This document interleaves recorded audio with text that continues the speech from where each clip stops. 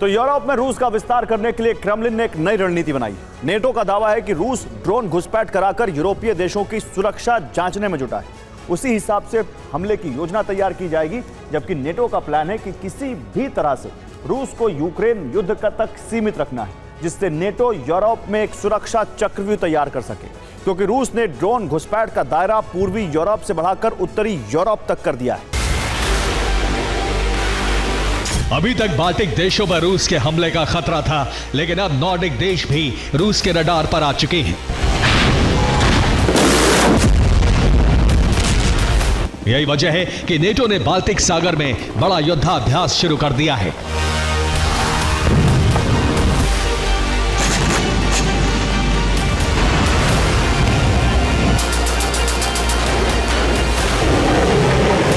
Naval fleet को उतारा है, जो कैलिनिनग्राद और एस्टोनिया के पास युद्धाभ्यास कर रही है,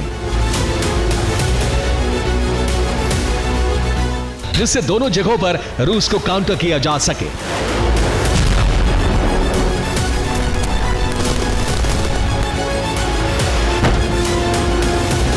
अब समझिए यह नौबत क्यों आई, जिससे नेटो के तेवर अचानक से आक्रामक हो गए हैं। पोलैंड में ड्रोन घुसपैठ, पोलैंड में रूसी जेट पहुंचे, लिथुआनिया में रूसी ड्रोन की घुसपैठ, लिथुआनिया में ही रूसी जेट भी पहुंचे, एस्टोनिया में रूसी जेट की घुसपैठ, रोमानिया में रूसी ड्रोन की घुसपैठ, मोल्दोवा के एयर स्पेस में रूसी ड्रोन जा घुसे। अब डेनमार्क में भी रूसी ड्रोन 2 बार घुस चुके हैं।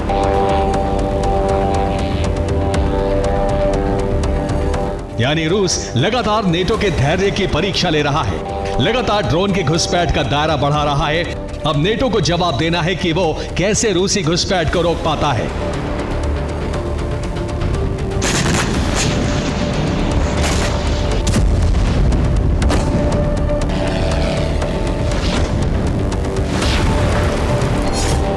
डेनमार्क में पिछले कुछ दिन में 2 बार रूसी ड्रोन की घुसपैठ हुई है।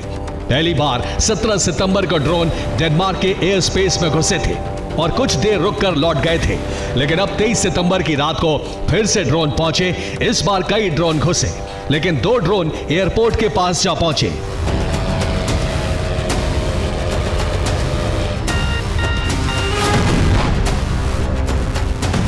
डेनमार्क में रूसी ड्रोन पहुंचने से हड़कंप मच गया।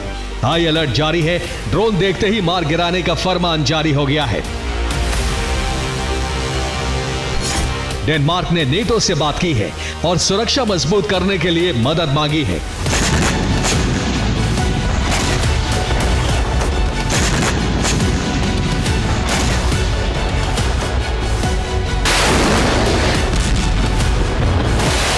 नेटो को अंदेशा है कि रूस सिर्फ धमकी से नहीं मानेगा, युद्ध की तैयारी करनी होगी। इसी वजह से नेटो ने रूस के पास पड़ने वाले देशों में डिप्लॉयमेंट शुरू कर दिया है।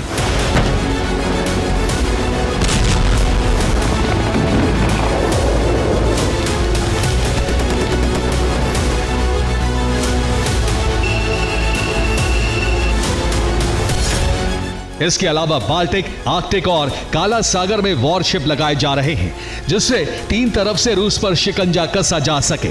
अगर रूस बाल्टिक मोर्चे पर किसी भी देश पर हमला करता है तो नेटो बाकी दोनों मोर्चों को एक्टिव करके रूस पर हमला कर सकता है।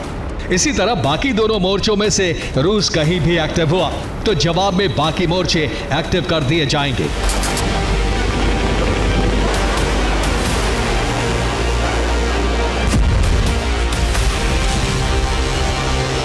नेटो का यह प्लान पेंटागन के पास अप्रूवल के लिए गया है, जबकि अब ट्रंप के तेवर भी रूस के लिए बदल रहे हैं, जो संकेत दे रहे हैं कि यूरोप शीत युद्ध 2 की तरफ बढ़ रहा है।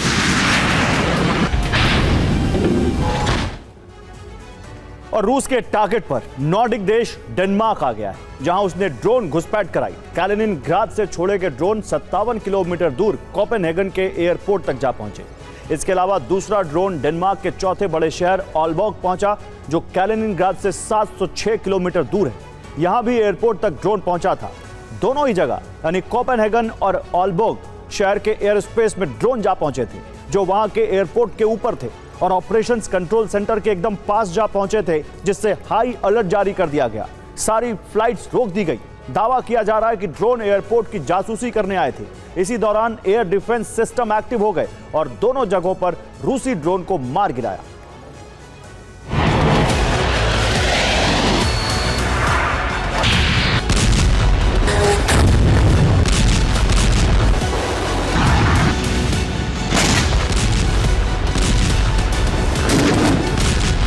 पूरे यूरोप में रूस के ड्रोन का खौफ है, क्योंकि अभी तक रूस के मंसूबे तक नेटो नहीं पहुंच पाया है कि आखिर रूस ड्रोन क्यों भेज रहा है।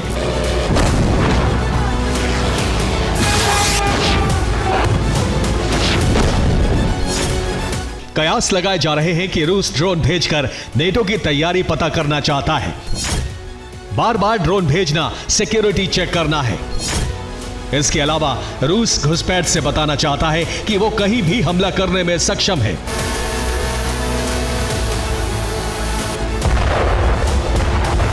दरअसल ये यूक्रेन के संपूर्ण विनाश के बाद की तैयारी है, क्योंकि पुतिन रूस का विस्तार करना चाहते हैं, इसलिए वो नए टारगेट फिक्स कर रहे हैं।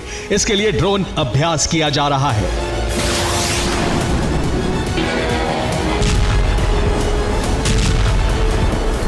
जिसके जरिए युद्ध का दायरा और तीव्रता की जांच की जा रही है कि रूस की पहुंच एक वक्त में कहां तक है।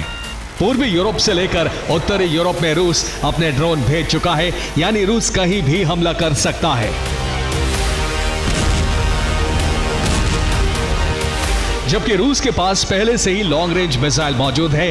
रूस ने धमकी दी है कि ब्रसेल्स में मौजूद नेटो हेडक्वार्टर को सिर्फ 16 मिनट में उड़ा सकता है।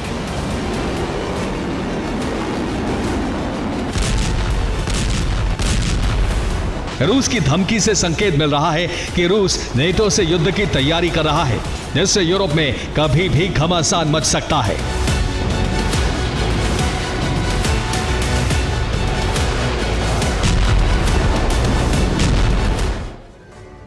तो यूरोप में टारगेट फिक्स हो चुके हैं। अब नेटो पर ऑरेश्निक प्रहार करने की बारी है और इसके लिए रूस का पहला टारगेट वॉर्सो है, जहां 11 मिनट में मॉस्को से हमला किया जा सकता है।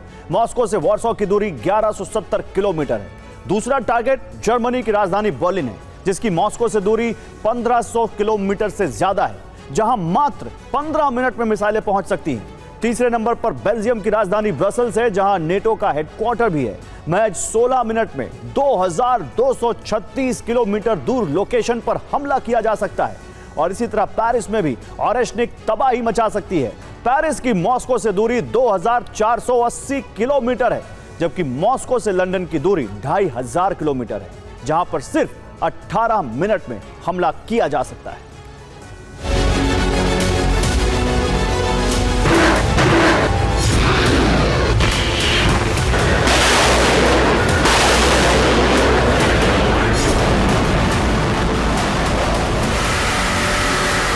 जो तैयारी यूरोप में की जा रही है वो रूस और नेटो के बीच विध्वंस का संकेत दे रही है, क्योंकि रूस एक तरफ यूक्रेन को तबाह कर रहा है, दूसरी तरफ दूसरे यूरोपीय देशों में ड्रोन भेजकर खौफ फैला रहा है। बाल्टिक सागर में ड्रिल कर रहे जर्मनी के वॉरशिप के पास तक रूसी विमान जा पहुंचा। सिर्फ 100 मीटर ऊपर एयर पेट्रोलिंग की, जिससे जर्मनी ने वॉरशिप पर अलर्ट जारी कर दिया। इसके अलावा रूस ने इस्कंदर और ऑनिक्स मिसाइल कैलिनिनग्राड पर तैनात कर दी हैं। साथ ही ऑरेश्निक मिसाइल वॉर रेडी कर दी हैं। जबकि रूस की तैयारी देखकर यूरोपीय देश सुरक्षा इंतजाम में जुटे हैं।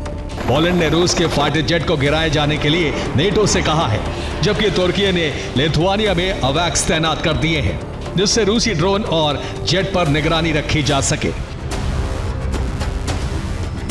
इन सब के बीच नेटो एक साथ कई मोर्चों पर हथियारों की तैनाती करके युद्धाभ्यास कर रहा है, जो रूस को सीधा चैलेंज है।